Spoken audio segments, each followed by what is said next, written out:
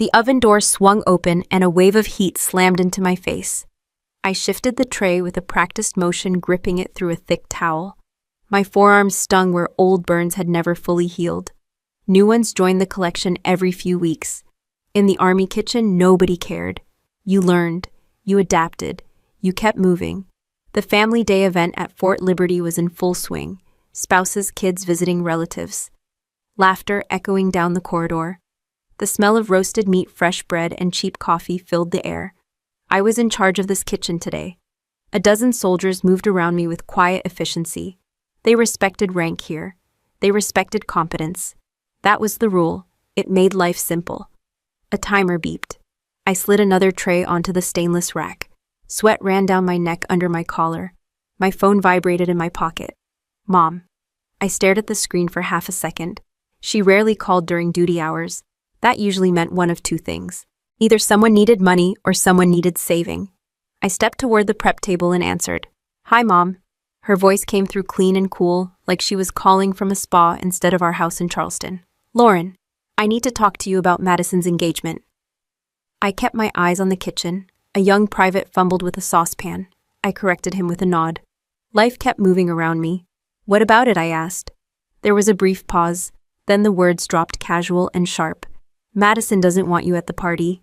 I didn't speak. Mom continued as if she were explaining a dress code. She's curated a very specific atmosphere. Guests from the country club, business families, media people, and well, you work in a military kitchen. You smell like cooking oil. Your hands, she hesitated. They look rough. It doesn't match the aesthetic. I stared at my knuckles. Flour dust clung to the creases. A thin red line from a fresh burn sat just below my wrist. She wasn't wrong about the roughness. She was wrong about everything else. So Mom finished. It's better if you don't come. We don't want distractions.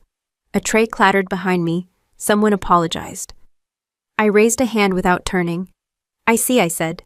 Mom exhaled, relieved I hadn't argued. You understand, right? This is important for Madison's future. Another pause. This one heavier. Yes, I said quietly. I understand. I ended the call. The phone felt warm in my hand. Not comforting warm. The kind of warm metal gets after sitting in the sun too long.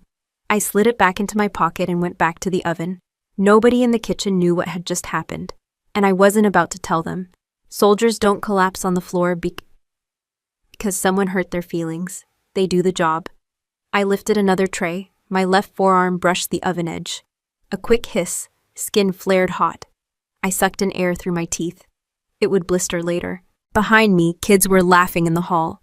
A little girl ran past the open doorway, holding a cupcake bigger than her face. Her father chased after her, pretending to be a monster. Normal families, normal problems, not mine. I set the tray down and wiped my forehead with the back of my wrist. Flour streaked across my skin. I probably did smell like the kitchen. I definitely looked like I'd been in a war with baked goods. Because I had. And the strange thing was, in this place, that meant something good. It meant reliability, discipline, someone you could count on when pressure hit. But in Charleston, in the big white house with the wraparound porch and the manicured lawn, it meant embarrassment. I moved down the line, checking stations.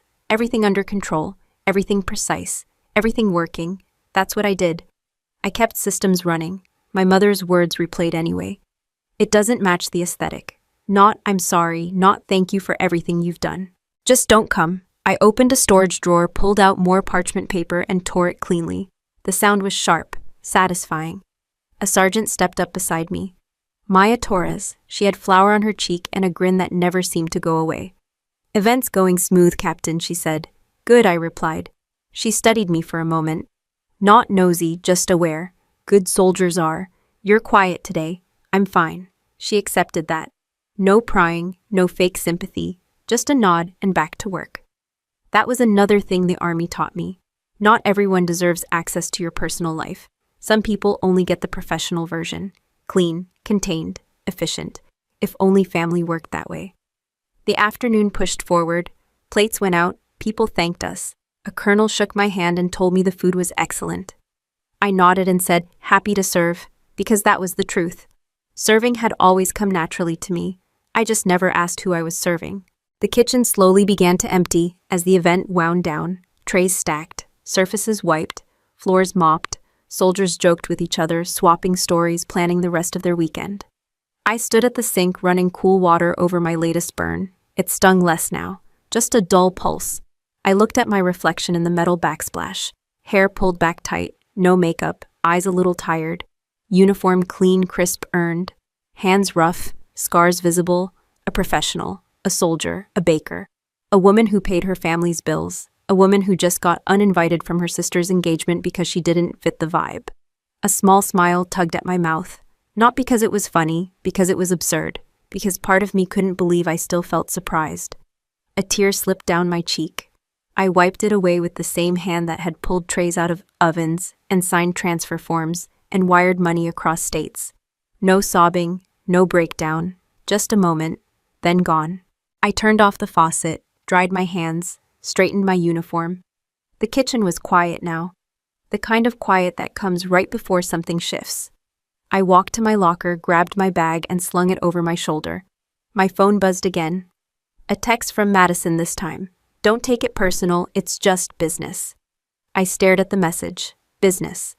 I slid the phone into my pocket without replying and stepped outside into the evening air. The sky was turning orange behind the tree line. A cool breeze hit my face, drying the last trace of tear. My boots hit the pavement in steady rhythm as I walked toward the parking lot. And somewhere deep in my chest, a thought formed, simple and clear. I had spent years keeping other people's world running. Maybe it was time to stop. The car engine rumbled under my hands as I pulled out of the base parking lot, the steering wheel steady, my jaw tighter than it needed to be. Traffic toward Fayetteville moved slow. I didn't turn on the radio, I didn't call anyone, I just drove, letting the motions settle the noise in my head. That was another habit I picked up over the years. When something hit hard, you didn't fall apart. You kept moving until your thoughts lined up again. By the time I reached my small off-base apartment, the sky had gone dark. I unlocked the door, stepped inside, and dropped my bag by the couch. The place was clean, simple. No extra furniture, no decorations trying to impress anyone. It was a space that asked nothing from me. I poured a glass of water and leaned against the counter. My phone buzzed again. Another message from Madison. Mom's just trying to help. Don't be dramatic. I didn't reply. I set the phone face down. I knew exactly why her words still managed to sting. Because none of this started here. None of it started with the army or the bakery or the burns. It started years ago in a different kitchen, in a different life. I was 24 when I opened my first bakery. A tiny storefront in Charleston wedged between a nail salon and a thrift shop. I slept 4 hours a night, learned recipes from trial and error, and did my own plumbing when the sink clogged. It wasn't glamorous, but it was mine. I paid rent, I paid staff. I built a customer base one croissant at a time. My parents came to the grand opening. Dad hugged me, Mom took photos. Madison live-streamed the ribbon cutting. For one day, I was the golden child. Then the housing market dipped. Dad's real estate investments went sideways. One bad decision became 3. Credit lines collapsed. Loans were called back. Their savings vanished faster than anyone admitted out loud. I remember sitting at their dining room table, the same one they polished before every dinner party, while Dad stared at spreadsheets with trembling hands. We're going to lose the house, he said. Mom didn't cry, she didn't yell. She just asked, what will people think? Madison was 19 then. She was already obsessed with lifestyle channels and aesthetic feeds. She asked if they could hide the situation until she got established. Nobody asked what it meant for me. I offered to help.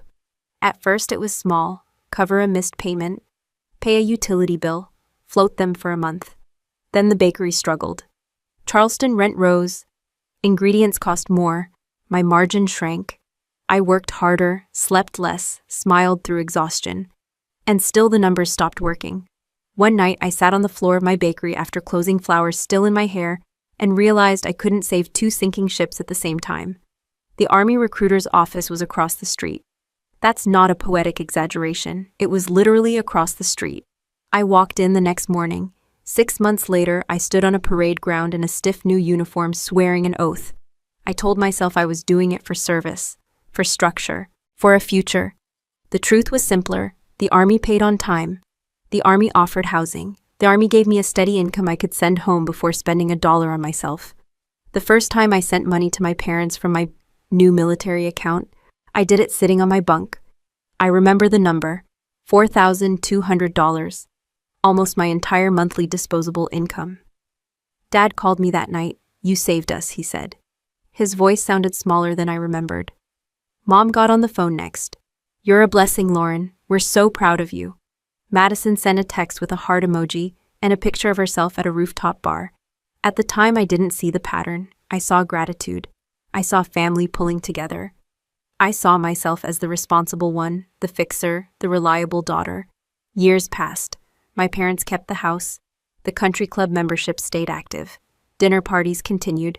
Madison's social media grew. She posted photos in white dresses on grand staircases, brunch plates on marble tables, sunset shots from balconies I knew they technically couldn't afford.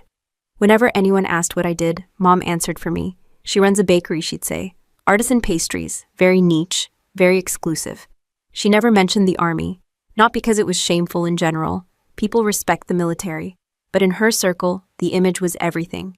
Soldiers were thanked on holidays. They were not introduced at cocktail parties. So my existence became a convenient story. I sent money. They kept appearances. Everyone played their role. On base, I was Captain Hayes, the officer who could organize a supply chain in a sandstorm, the leader who didn't panic under pressure, the one who knew how to feed 100 people with a broken stove and half a delivery. At home, I was the daughter who had a little bakery. Two worlds, same person, different value. I walked to my bedroom and sat on the edge of the bed. The mattress dipped. Quiet. No noise from neighbors, no family chatter, no expectations humming in the background. I opened my banking app. The standing transfer to my parents was scheduled for the first of the month. It had been that way for years, automatic, no thought required. I stared at the amount, $4,200, the number that kept their lights on, their heat running, their image polished, their daughter posting filtered photos from a life built on my discipline and exhaustion. I didn't cancel it, not yet. I just looked at it long enough to feel the weight of what it really meant. Then I locked the phone and set it aside. Tomorrow was another duty day, another schedule, another set of soldiers counting on me to keep operations running smoothly. And somewhere inside that structure, a question that had never dared speak before settled in. If I stopped holding everything up, who would they be without me? The question didn't go away the next morning. It sat in the back of my mind as I tightened my boots, checked my uniform, and stepped into the early Carolina humidity outside the barracks. Morning formation ran like clockwork. Orders, updates, assignments, soldiers moving with purpose. No one here cared about my family drama. They cared whether supply trucks arrived on time, whether meals were ready, whether equipment was where it needed to be. In this world, respect was earned through competence, not last names. By 0700, I was in the logistics office reviewing inventory reports. Radios crackled. Phones rang. A lieutenant asked for guidance on rerouting a delivery. A private needed clarification on safety protocol. I handled each issue fast, clean, without wasted words. This was the version of me everyone on base knew. Captain Hayes, reliable, unshakable, calm under pressure. The person people wanted nearby when plans collapsed. At 1100, Sergeant Maya Torres stepped into my office, knocking once before entering. "Family Day Kitchen needs a headcount update," she said. "We're short one prep cook this afternoon." "I'll cover it," I said. She raised an eyebrow. "You're already running logistics." "I'm qualified," I said. "And I don't like chaos in my kitchens." She smirked. "You really are a baker at heart." I almost laughed at that. If only she knew how accurate that statement was and how insulting it had sounded coming from my sister just hours ago. By noon, I was back in the event kitchen, apron on, hairnet secured, gloves snapped. The environment changed instantly. The office demanded strategy. The kitchen demanded instinct. Chopping, mixing, timing, heat, precision. A young soldier beside me tried to rush a batch of dough. "Slow down," I said. "Speed ruins consistency." He nodded, adjusted, learned. That's how it worked here. Correction wasn't humiliation, it was growth. If only my family understood that difference. The afternoon rolled forward in stainless steel reflections and oven light. The rhythmic opening and closing of doors, the hiss of steam, the scrape of spatulas. It was honest work. Clear cause and effect. Do the process right, get the result right. No filters, no curated image, no pretending. During a short break, I poured myself a coffee and leaned against the counter. My phone sat on the prep table, silent, no calls, no messages. The family drama had paused at least on the surface. A civilian contractor walked through the kitchen area, taking notes on equipment layout. Probably part of another base inspection. I paid him no attention. People came and went on military installations all the time. Maya nudged me with her elbow. "You're too quiet today," she said again. "I'm thinking," I replied. "That's dangerous," she said with a grin. I smiled just a little. She took a sip of coffee, then looked at me sideways. "You ever think about what you'll do after service?" I thought about my bakery. The tiny one that no longer existed. The smell of fresh bread in the early morning. Regular customers who knew my name. The pride of building something from scratch. Sometimes I said, "What would you do?" "I'd build something again," I said. "Something that actually belongs to me." Maya nodded like she understood more than I'd said out loud. Break ended. Back to work. Later that evening, after the last tray left the oven and the final surface was sanitized, soldiers filtered out of the kitchen, laughing, joking, heading to their weekend plans. I stayed behind to finish paperwork. Food safety logs, inventory records, waste reports, the unglamorous details that kept everything compliant and running. When I finally left the kitchen, the base lights were on. Long rows of lamps stretching down quiet roads. The air smelled of grass and diesel and distant barbecue. I walked toward my car and unlocked it with a press of the key. Inside, the silence returned. I didn't drive home right away. I sat there for a moment, hands resting on the steering wheel, engine off.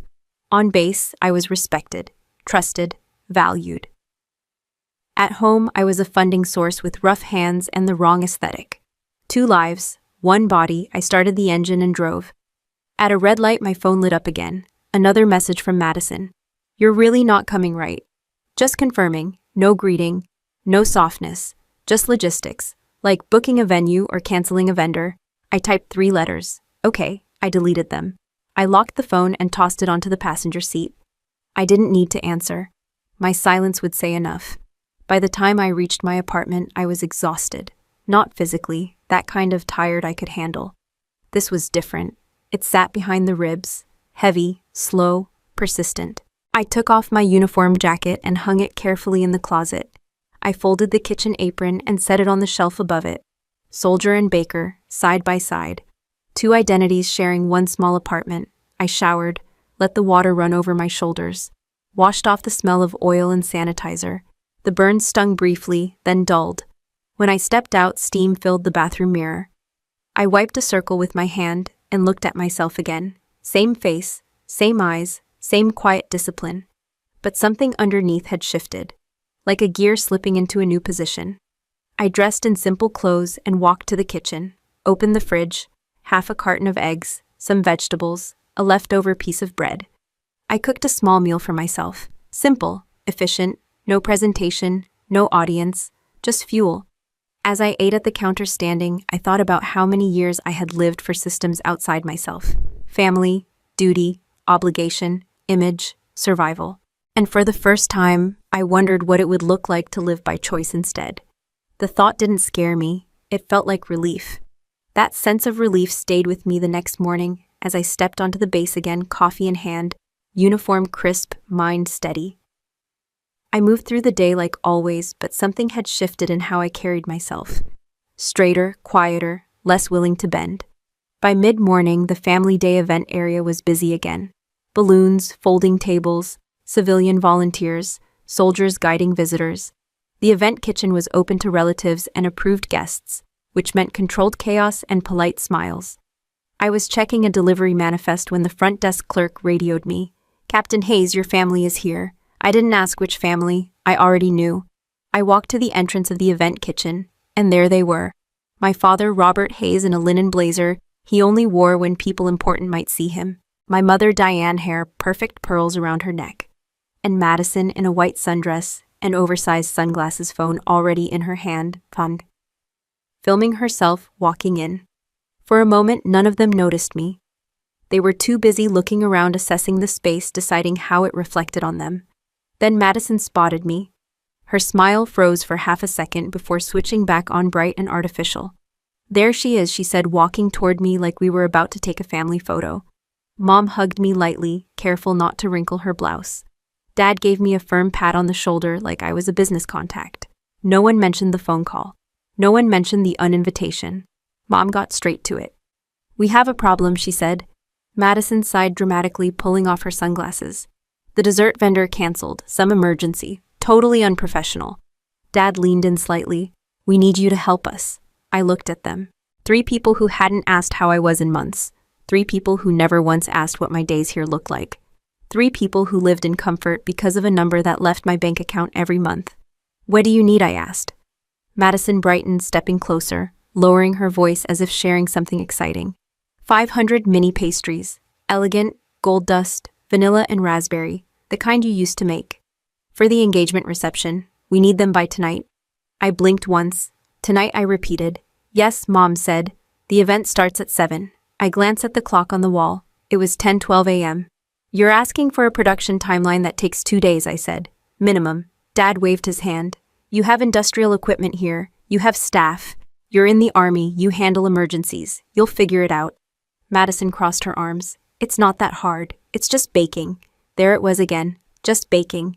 Just a thing I did. Just a skill they could extract on demand. I looked past them at the kitchen. Soldiers were moving, prepping lunch for hundreds of people. Food safety rules, schedules, inspections. This wasn't a private bakery. This was a military installation. "I can't do that," I said. Mom's expression tightened. "What do you mean you can't? It's not safe. It's not realistic. I don't have the ingredients for that volume, and I'm not authorized to use military resources for private events." Dad's voice dropped into the tone he used when he wanted to sound in control. "This is family." Madison stepped closer, lowering her voice like a hiss. "You owe us this." I didn't flinch. I didn't step back. "I've been sending you money for 6 years," I said. "That's what I owe. Not this." Mom's eyes widened slightly. Dad's jaw tightened. Madison looked offended as if I'd just insulted her outfit. Dad tried again, softer. "Lauren, your sister's future is on the line. Her marriage, her reputation. Do you really want to be the reason everything falls apart?" There it was, the guilt, the familiar pressure, the expectation that I would bend, adjust, absorb, solve.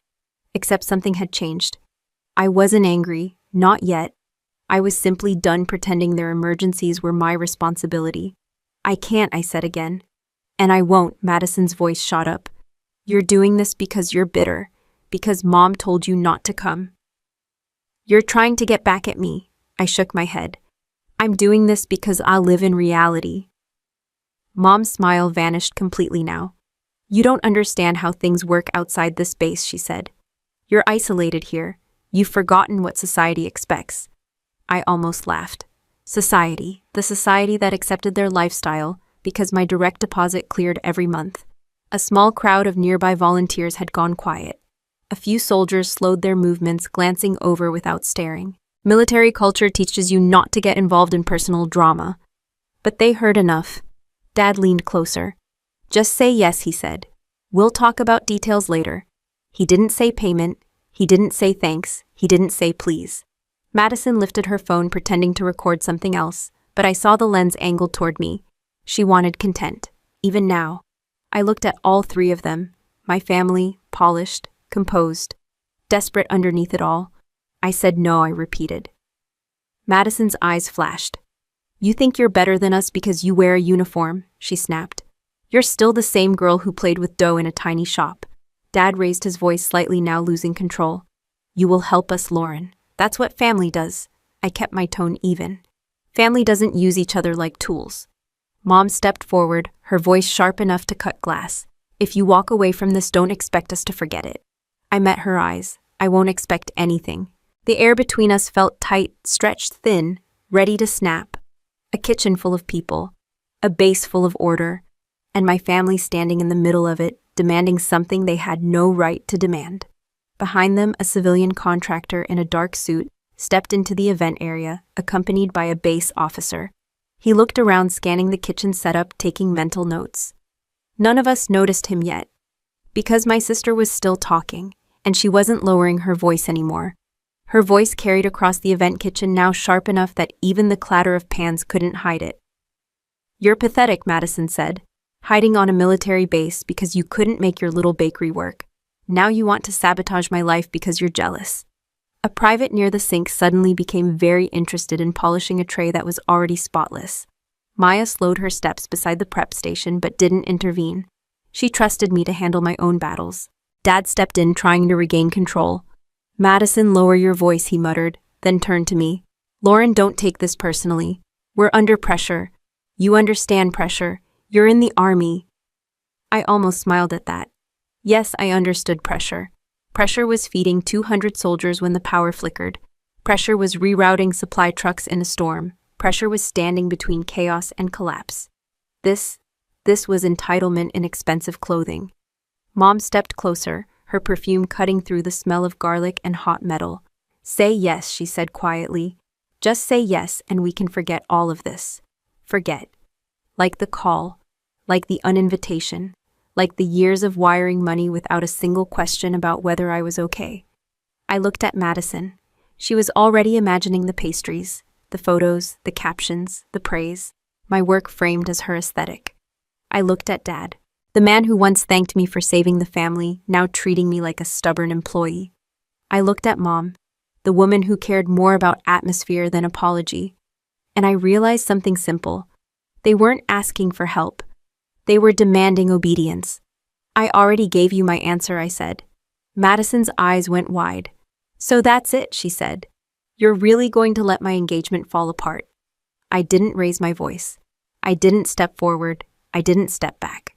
I'm not responsible for your event, I said. Or your image. Dad's jaw flexed.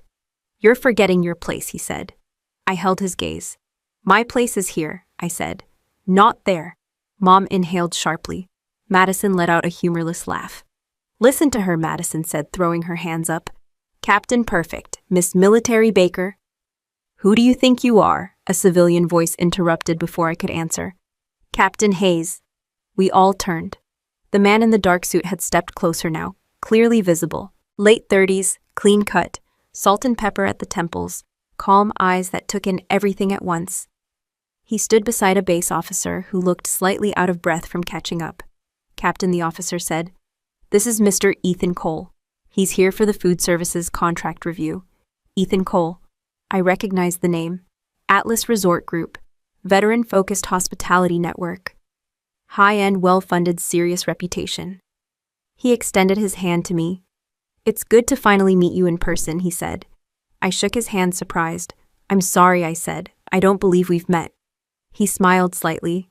No, we haven't, he said. I've been trying to change that. Madison blinked. Babe, she said, her voice suddenly sweeter, lighter.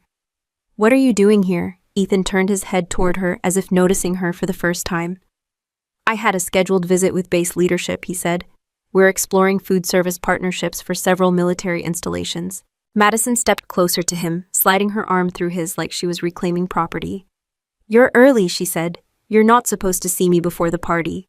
Ethan gently withdrew his arm. I wanted to see the operation firsthand, he said. Then he turned back to me. Captain Hayes.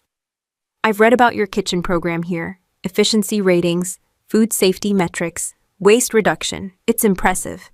I didn't know what to say, so I stuck to military habit. Thank you, sir, I said. He nodded, then glanced at the tense triangle of my parents and Madison. Am I interrupting something? He asked. Madison jumped in quickly. No, she said. Just a little family misunderstanding. Lauren is going to help us with the desserts for our engagement tonight. I looked at Madison. No, I said. I'm not. Silence dropped.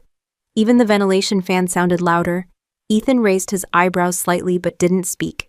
He was watching, evaluating, like someone used to making decisions based on character under pressure.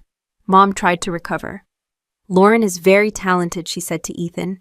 She used to run a bakery. We thought she could assist with a personal event. Dad nodded. Family helps family, he said. Ethan looked at me. Is that what's happening? He asked. You're being asked to use military facilities for a private engagement. I kept my voice steady. Yes, sir. And I've explained that I cannot do that, Madison huffed. She's being dramatic, she said. She's mad because we told her not to come to the party. Ethan's eyes sharpened slightly. You told her not to attend her own sister's engagement, he asked. Mom interjected quickly. It's not personal, it's about presentation. Our guests expect a certain environment. Ethan glanced at my uniform, my hands, the kitchen behind me, the soldiers moving quietly, pretending not to listen. I see, he said. Madison leaned closer to him again. Don't worry, she said. Once she calms down, she'll do the right thing. She always does. She said it like a certainty, like a rule of physics. I watched Ethan's reaction, not dramatic, just a small tightening at the corner of his mouth. He looked back at me. Captain Hayes, he said, would you have a few minutes later today to discuss your kitchen program and some ideas I've been exploring? My parents stared at him. Madison blinked rapidly. I nodded once. Yes, sir, I'd be available at 1600. Good, he said. I'll see you then. He turned to the base officer and walked away. Madison watched him go, then swung back toward me, voice low and furious. What was that, she hissed. Why is he talking to you like that? I met her eyes. Because I did my job, I said. Her face twisted. You're just a baker in uniform, she spat. Don't get confused. Dad stepped forward again, voice rising. This is not over, Lauren. Mom's tone cut in. If you walk away from your family today, you will regret it. I didn't answer them. I turned back toward the kitchen, straightened my posture, and spoke to the nearest soldier. Resume prep, I said. Lunch service in 40 minutes. They moved instantly. Behind me, my family stood there, unserved, unsatisfied, and finally facing a daughter who did not bend. And for the first time, I felt the power in that. I didn't look back at my family as I moved down the kitchen line. My hands went on autopilot. Check temperatures, check timing, adjust spacing, correct posture. The soldiers followed my direction without hesitation. Order restored itself around me like it always did. Behind my calm, my pulse ran steady and sharp.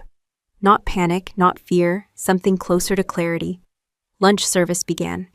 Trays went out, lines formed. Kids laughed. Parents thanked us. Officers nodded in approval. The world kept turning even when your personal life tried to set itself on fire. By 15:30, the kitchen was clean again. Floors mopped, equipment shut down. Maya walked up beside me, handing me a clipboard. You've got 10 minutes before your meeting, she said quietly. I nodded. She studied my face for a moment. You okay, she asked. I'm focused, I said. She smiled. That's a yes in your language. I walked out of the kitchen, removed my apron, and folded it. Not with ceremony, just habit. The same way you clear your station after a mission. I stepped outside into the hallway. My parents and Madison were gone. They hadn't even bothered to say goodbye. Of course they hadn't. They left once they realized I wasn't a vending machine that dispensed solutions. Good. The conference room was down the corridor. I entered at exactly 1600. Ethan Cole was already there. Jacket off now, sleeves rolled, a tablet open in front of him. The base officer sat to his right. A logistics captain to his left. Captain Hayes, Ethan said. Right on time, I sat down. For the next 20 minutes, we talked shop, real shop, food distribution systems, waste reduction, training protocols, how to maintain quality across large-scale operations. Ethan asked sharp questions. I answered with facts, numbers, procedures, lessons learned under pressure. No one talked about Madison. No one mentioned the earlier confrontation. This was a different world. A world where competence mattered more than curated identity. Finally, the base officer excused himself to take a call. The logistics captain followed a moment later. Ethan and I were left alone. He tapped his tablet, then turned it toward me. I want to show you something, he said. On the screen was an email chain. Subject Partnership Opportunity. Atlas Culinary Program. The sender Ethan Cole. The recipient Lauren at hayesartisan.com. My old business domain. The one my father had insisted on setting up to help with tech stuff years ago. I stared at the screen. There were more emails. Follow-ups, calendar invitations, draft contracts. A full proposal to build a flagship bakery program inside Atlas Resorts focused on veteran employment and military family outreach. Dates stretched back over a year. I had never seen any of them. I've sent 6 messages, Ethan said. My team sent 2 formal proposals. We never received a response. I assumed you weren't interested. My voice was quiet. I never got these. He nodded slowly. I checked the domain records this morning before coming here. The administrative email attached to your account is your father's. I didn't need to check. I already knew. The air in the room shifted. Not dramatically, not theatrically, just a recognition of truth, landing exactly where it belonged. I leaned back in the chair. He intercepted them, I said. Ethan didn't look surprised. I've worked with family businesses before, he said. I recognize patterns. I exhaled once, controlled, precise. My family relies on my income, I said. If I left the army for a private venture, that income would become unstable. They didn't want risk. Ethan watched me carefully. And what did you want? He asked. No one had asked me that in years. I thought about it. I wanted a life I chose, I said. Not one I financed for others. Ethan nodded once. I suspected as much, he said, which is why I wanted to meet you in person. He slid the tablet closer. The offer still stands, he said, when you're ready. I didn't touch the tablet, not yet, because something mattered more in that moment than contracts or opportunities. My family had not only taken my money, they had taken my decisions, quietly, efficiently, without asking. And now I knew. I stood. Thank you for showing me this, I said. Ethan stood as well. I didn't do it to create drama, he said. I did it because I believe in working with people who stand on their own feet. You do. I gave a small nod. He opened the door for me. We walked out together. In the hallway, voices echoed. People moved through their day. No one knew what had just changed in my world. As we reached the entrance, Madison appeared. She had been waiting. Of course she had. She stepped toward Ethan's smile, already locked in place. There you are, she said. I've been looking for you. We need to finalize some details for tonight. Ethan stopped walking. He looked at her. Then he looked at me. And in that single moment, the dynamic flipped so cleanly it almost felt quiet. Madison noticed it too. Why are you looking at her like that? She asked. Ethan didn't answer immediately. He didn't rush. He didn't soften his words. Because I came here to meet Captain Hayes, he said. Not to plan an engagement party. Madison blinked. Dad and Mom appeared behind her, drawn by instinct toward any situation involving status. Madison forced a laugh. You're joking, she said. This is family stuff. She'll help. We'll talk business later. Ethan's expression didn't change. I don't think so, he said. I think business is exactly what we're talking about right now. Mom's smile flickered. Dad cleared his throat. Madison's voice sharpened. You can't be serious. I stood there, hands relaxed at my sides, watching a world built on illusion begin to shift under its own weight. No shouting, no dramatic gestures, just truth spoken clearly in a hallway that smelled faintly of disinfectant and coffee. And for the first time in my life, someone had walked straight past my sister and chosen me. Madison didn't move at first. She just stared at Ethan like she was waiting for someone to tell her this was a joke. Dad's lips parted slightly the way they did when a deal went bad. Mom's fingers tightened around her purse strap. No one spoke, not because they were being polite, because no one knew which lie to reach for first. Ethan broke the silence. Captain Hayes and I will continue our discussion later, he said. You'll hear from my assistant. He nodded once at Madison, once at my parents, and walked away down the hallway as if the decision had already been filed, processed, and closed. Madison turned to me, voice low and sharp. What did you do? I looked at her. I showed up to work, I said. You should try it sometime. Her face flushed. You think you've won something? She snapped. He's here because of me. My engagement, my connections. Dad stepped in quickly. Lauren, he said. Forcing calm, we should talk. Privately. Mom nodded. Yes, she said. Not here. They herded Madison toward an empty meeting room down the corridor. Not gently, not kindly. More like a team trying to regroup after losing a point. I followed because there was no reason not to anymore. Inside the room, Mom closed the door. Dad leaned against the table. Madison crossed her arms, phone in hand, like a weapon. Dad started. Ethan Cole is an important man, he said. The situation is delicate. Madison jumped in. Delicate, she barked. He just walked past me like I'm a coat rack. Mom raised a hand. Madison, she said. Let your father speak. Dad looked at me. Lauren, he said. About those emails. I waited. He exhaled through his nose. Yes, he said. I redirected them. Madison's head snapped toward him. You what? Dad didn't look at her. I set up Lauren's domain years ago, he said. When she opened that little bakery. I stayed as administrator. When those partnership emails came in, I saw the offer. I saw the risks. I said nothing. Let him continue. Our finances were fragile, he said. Your income from the army was stable, guaranteed. If you left for a startup venture, there was no certainty. We could have lost everything. Mom stepped forward. So we made a decision, she said. For the family. Madison's eyes narrowed. You never told me this, she said. Dad waved a hand. You were busy building your brand, he said. We didn't want to burden you. Madison looked like she didn't know whether to scream or vomit. I spoke quietly. You intercepted career-changing opportunities without telling me, I said. You decided my life for me. Dad spread his hands. We're your parents, he said. We're supposed to guide you. I almost laughed. Guidance involves conversation, I said. Not theft. Mom's face hardened. Don't be dramatic, she said.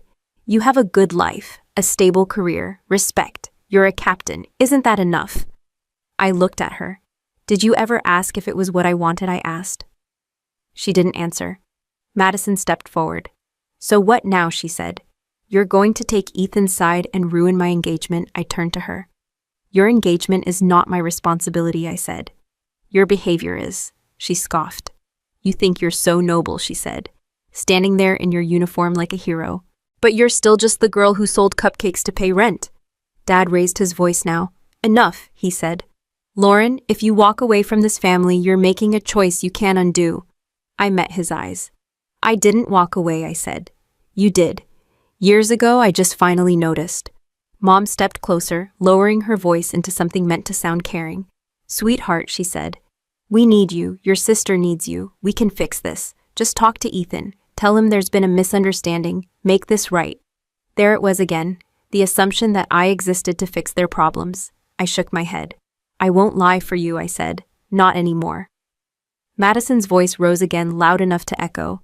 You're jealous, she shouted. You've always been jealous. You can't stand that I'm the one people look at. I didn't blink. People look at you, I said. They don't see you. That hit harder than yelling ever could. Madison's eyes widened. Dad's shoulders dropped slightly. Mom looked away for the first time. The room felt smaller now, not because of the space, because the truth was finally occupying it. Dad cleared his throat. If you don't help us tonight, he said, we'll lose everything. I considered that. Not with anger, not with satisfaction, with clarity. You already lost me, I said. You just didn't notice. Mom's voice cracked. You can't mean that. I looked at each of them. Here's what's going to happen, I said. I will not produce pastries for your event. I will not contact Ethan to smooth anything over. I will not continue sending money without accountability. Dad stiffened. You can't just stop, he said. We depend on it. That's the problem, I said. Madison stepped forward again, trembling with rage. You're nothing without us, she spat. A soldier who plays with dough. I smiled just a little. And yet I said, here you are begging me to save your day. Silence dropped. Not loud, not cinematic, just real. I turned toward the door. Mom grabbed my arm lightly.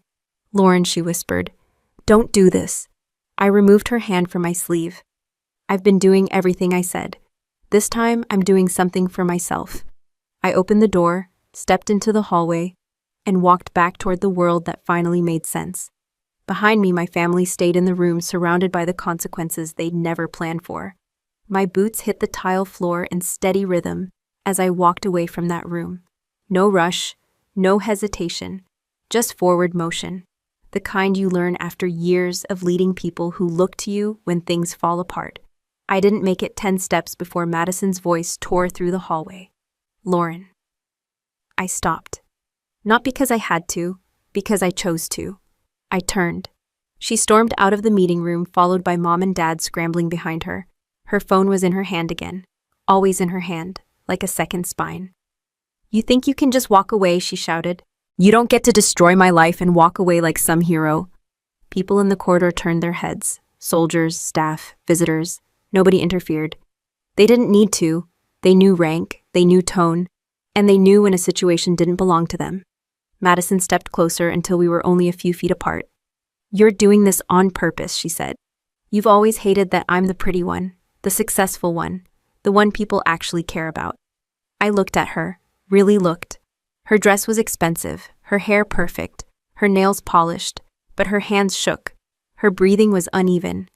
Her eyes darted to every person watching. She wasn't mad, she was terrified, because her world depended on an image. And that image was cracking in real time. Dad tried to step between us. Madison, stop, he said. You're making a scene. She shoved his arm away. No, she snapped. She needs to hear this. Mom grabbed her shoulder. Sweetheart, she whispered. Not here. Madison yanked away from her. You taught me this, Madison yelled. You taught me that image is everything. That we never let people see weakness. And now she's trying to take it away. She pointed at me, all because she's bitter, because she smells like a kitchen and wears a uniform instead of silk dresses. I didn't react, not outwardly. I'd heard worse from drill instructors on 3 hours of sleep. Madison mistook my stillness for permission. You're just a baker, she screamed. A baker in a uniform, a charity case soldier. No one looks at you, no one wants your life. You're pathetic. Her words echoed down the hallway. A child near the entrance clutched her mother's hand tighter. A young private stared at the ceiling like it held the secrets of the universe. Maya stood at the kitchen doorway, arms crossed, saying nothing but, ready if needed. I let Madison finish. That was the key. When someone is revealing who they are, you don't interrupt them. You let them speak until there's nowhere left to hide. Madison's breathing grew ragged. You ruined everything, she said. You're jealous and ugly, and she stopped. Not because she ran out of insults, because she realized no one was defending her anymore. Dad had gone silent. Mom's face had drained of color, and Ethan Cole had just stepped into the hallway from the conference room behind us. He didn't announce himself. He didn't raise his voice. He just walked forward, past Madison, past my parents, straight to me. He stood beside me, not touching, not claiming, just occupying the space with calm authority. Madison's mouth opened, closed, opened again. Ethan, she said. This isn't what it looks like. He didn't look at her immediately. He looked ahead like he was observing a situation he'd already analyzed. Then he turned to her. It looks like you're screaming at a military officer on a federal installation, he said. It looks like you're insulting someone who has carried your family financially for years. And it looks like you believe your image is more important than basic decency. Madison's eyes filled. Not with regret, with panic. You don't understand, she said. She's always been like this, acting superior, acting like she's better than us. Ethan glanced at me. I didn't speak. I didn't need to. Mom stepped forward, voice trembling. Mr. Cole, she said, please, this is a private family matter. Ethan's expression stayed level. I was invited into this matter when I was asked to invest my time, my company, and potentially my future into a family. I now see clearly, he said. Dad tried a different approach. Ethan, he said, you're engaged to our daughter. We're about to become family. Ethan looked at him. Family, he said, doesn't intercept opportunities from their own child. Family doesn't use one daughter to fund another. Family doesn't hide truth to protect image. Dad swallowed, hard. Madison stepped forward again, tears now streaking down her face, but her voice still sharp. You're choosing her over me, she demanded. Ethan's voice was steady. I'm choosing values, he said. You're just standing on the wrong side of them. That sentence landed heavier than any slap. Madison's body shook. She looked around, searching for support, for rescue, for someone to fix this. No one stepped in. Not Mom, not Dad, not Ethan, not me. Her phone slipped in her hand. Not falling, just lowering. For the first time all day, she stopped recording. Her image didn't matter anymore. Only the truth did. Madison's voice cracked. You can't do this, she said. You need me, my platform, my connections. Ethan shook his head. I don't, he said. And I won't be part of something built on cruelty and deception. He turned slightly toward me. Captain Hayes, he said. I meant what I said earlier. I'd like to continue our conversation another time. I nodded once. Understood, I said. Ethan gave one final look to my parents. Not angry, just disappointed, the kind that doesn't fade quickly. Then he walked away down the corridor. Madison stared after him. Then she turned back to me. Her voice had lost volume now, but not venom. You think you've won, she whispered. But without us, you're alone. I looked at her. I've been alone for years, I said.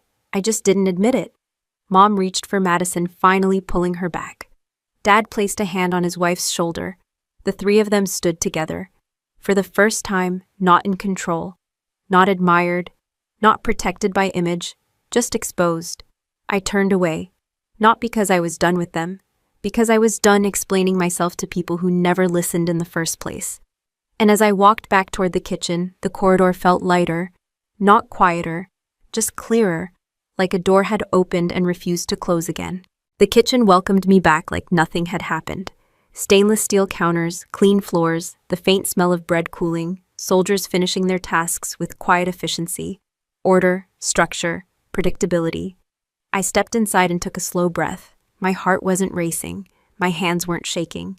I felt steady, the kind of steady that comes after a decision has already been made deep inside long before words ever catch up. Maya walked toward me, reading my face without asking a question. "Everything handled?" she asked. "Yes," I said. She didn't ask for details. She simply nodded and turned back to her station. Trust in the army wasn't built on gossip. It was built on knowing when someone had their situation under control. I walked to my prep station. My apron still hung on a hook. White fabric, faint stains that never fully washed out. A symbol of a life that had always been half visible and half hidden. I unhooked it. Not dramatically. Not with shaking hands. Just a simple motion. One strap lifted over my head. The fabric folded once, then twice. Neat edges, clean lines. I placed the folded apron on the stainless steel counter. Then I reached into my pocket and pulled out a small key ring. 2 keys, one for the front door of my parents' house in Charleston, one for the side entrance my mother insisted I keep in case of emergencies. I set them on top of the folded apron. A soldier nearby glanced over, then looked away. No questions. The sound of metal touching steel was soft, but in my mind it echoed louder than Madison's screaming ever did. I turned to Maya. "You're in charge of the kitchen for the rest of the event," I said. "Same procedures, same standards." She straightened slightly. "Yes, Captain." Also, I added, "Make sure everyone on shift gets full hours today, even if we close early." Maya studied me, then smiled, once sharp and understanding. "Copy that." I stepped away from the counter. My boots hit the floor with a rhythm that felt different now. Not marching, choosing. I walked out of the kitchen and into the hallway. No family waiting this time, no voices, no accusations, just people moving between rooms carrying clipboards, coffee cups, backpacks, children's hands. Normal life. I stepped outside the building and into the sunlight. The heat hit my face, but not like the oven. This was open air, no walls, no trapped pressure. I crossed the parking lot to my car. Each step felt lighter than the last, not because I was free yet, but because I had stopped pretending. Inside the car, I sat for a moment without starting the engine. I pulled out my phone. The banking app opened in seconds. The standing transfer to my parents sat there, scheduled as always. Automatic, reliable. A quiet tether that had controlled my life for years. I tapped it. Edit, cancel, confirm. The app processed the change. A small notification appeared. Transfer canceled. No music. No fireworks. Just a silent update on a screen. Next, I opened my email. Subject line: request for financial assistance. Urgent. From Mom, sent just minutes ago. I didn't open it. I blocked the address, then Dad's number. Blocked. Then Madison's. Blocked. One by one. Simple movements. No hesitation. My contact list grew shorter. My chest felt wider. I placed the phone face down on the passenger seat. I started the engine. The drive back to my apartment was quiet. The road stretched ahead, straight and predictable. I stopped at red lights, checked mirrors, followed speed limits, life continuing as usual, but underneath everything had changed. When I reached my apartment, I unlocked the door and stepped inside. Same small living room, same couch, same plain walls, but the space felt different now, like it belonged fully to me for the first time. I took off my uniform jacket and hung it in the closet. Beside it, the shelf where the apron used to rest was now empty. I didn't fill the space. I walked to the kitchen, poured a glass of water, and leaned against the counter. My phone remained silent. No incoming messages, no missed calls, no demands. Outside, a car passed. Somewhere upstairs, someone dropped something heavy. A dog barked once. Life going on. I opened my laptop and created a new folder. Personal documents. Inside it, another folder. Separation and transfer. I didn't fill anything in yet. I didn't draft emails. I didn't call a supervisor. I just created the space where the next steps would live. A place reserved for my decisions. I closed the laptop. Then I sat at the small table and ate a simple dinner. Eggs, toast, a piece of fruit. No plating, no presentation, no performance. Just nourishment. Halfway through the meal, I realized something important. For the first time in years, nobody was waiting for me to fix their crisis. Nobody was expecting a wire transfer. Nobody was preparing a script for me to follow. No one owned my next move. I washed my plate, put it on the drying rack, turned off the kitchen light. Then I walked to the window and looked out at the quiet street below. Yellow streetlights, parked cars, a man walking his dog. Ordinary, I wasn't shaking, I wasn't crying, I wasn't angry, I was free. Not in theory, not in a motivational quote, in reality. And in that calm, steady moment, I knew one thing with absolute certainty. I would never serve them again. Sleep came easily that night, not because everything was solved, but because for the first time nothing was pulling at me. No late-night calls, no emergencies, no guilt disguised as concern. The next morning I woke up before my alarm. Habit from years of service. I sat on the edge of the bed for a moment, then stood stretched and started the day like any other. Uniform on, hair tight, boots laced, coffee in a travel mug. Outside the air was cool. The base was already alive with motion. Soldiers heading to formation. Trucks rolling toward loading docks. A world that ran on structure, not sentiment. I walked into the logistics office and went straight to my desk. No hesitation, no dramatic pause. There was work to do. By mid-morning, the first message came through. A missed call from Mom, then another, then 3 more. Blocked numbers still leave traces, like footprints outside a locked door. I ignored them. An hour later, a new email arrived from an unknown address. Lauren, please, we need to talk. Your father is very stressed. Madison is devastated. Call us. I didn't respond.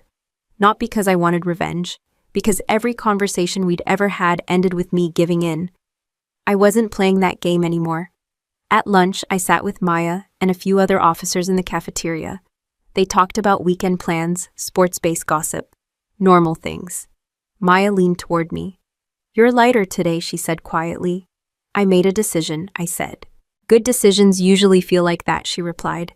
She didn't ask what the decision was. She didn't need to. Respect in the Army meant trusting someone's autonomy. That evening, I stayed late to finalize reports. When I stepped outside, the sky was deep blue stars just starting to show. My phone buzzed again. A text from Madison, a new number. You think blocking me fixes everything?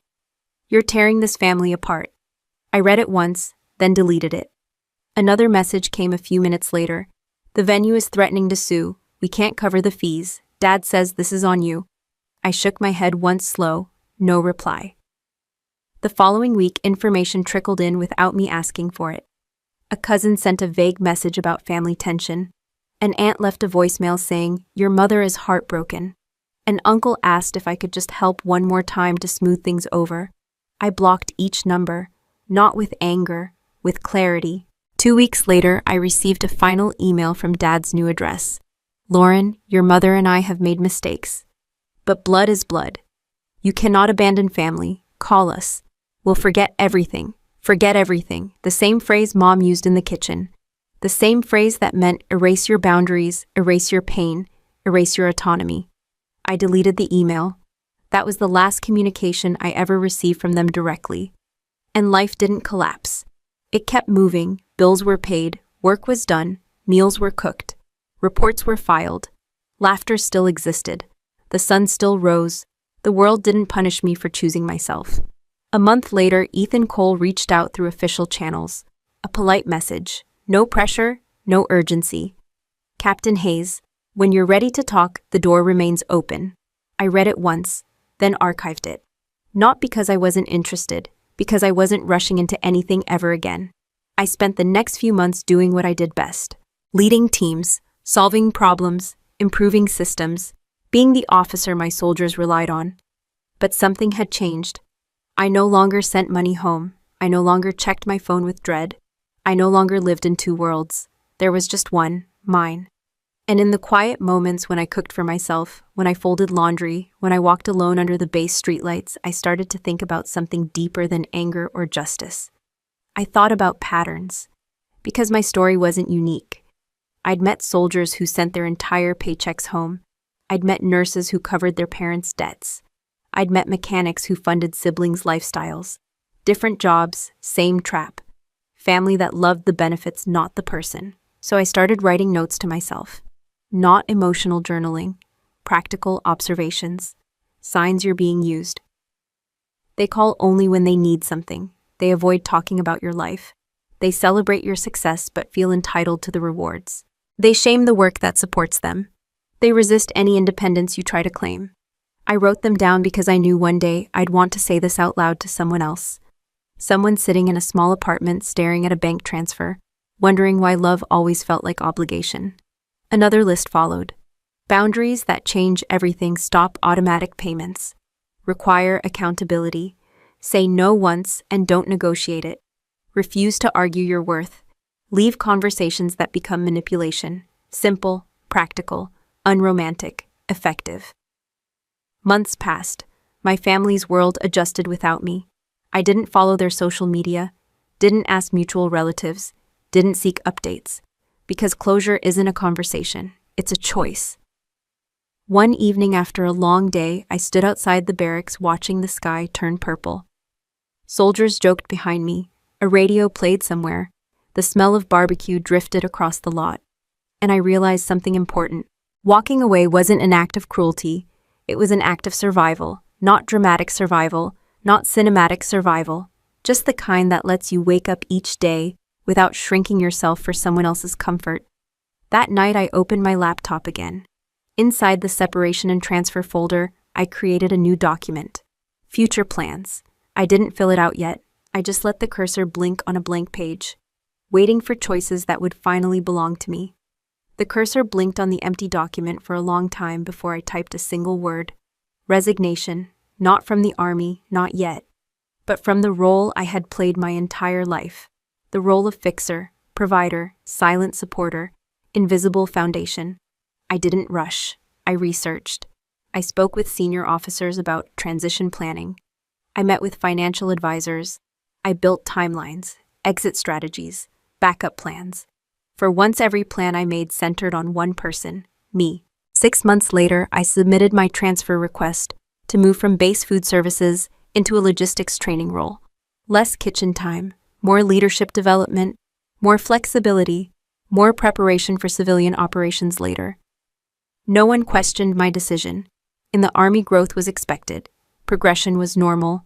Reinvention was respected. The same week my transfer was approved. Ethan Cole emailed again.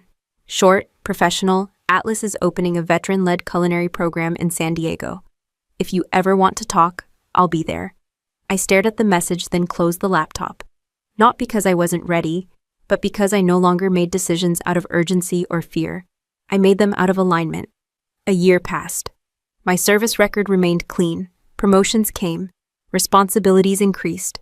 I led larger teams, managed complex operations, trained younger officers, built systems that worked even when people panicked. And slowly an idea formed. Not a bakery built on exhaustion, not a family-funded illusion, a business designed with structure, fairness, and purpose. A place where veterans could learn skills, earn stable income, build pride, feed communities, no shame, no exploitation, no silent suffering behind pretty pictures. I contacted Ethan.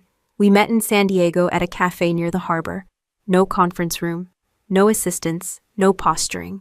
Just two people discussing a practical plan. We reviewed numbers, locations, staffing models, partnership terms, risk management.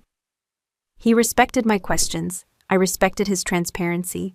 By the time the sun dipped behind the water, we had the foundation of a real partnership. Not romantic, not dramatic, professional, mutual, clean. 6 months later, I stood outside a renovated warehouse space, with a new sign being bolted into place.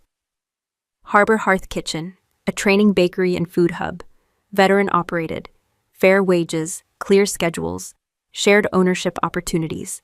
Inside, ovens hummed, stainless counters gleamed, fresh bread cooled on racks, laughter bounced off concrete walls. It smelled like work, honest work.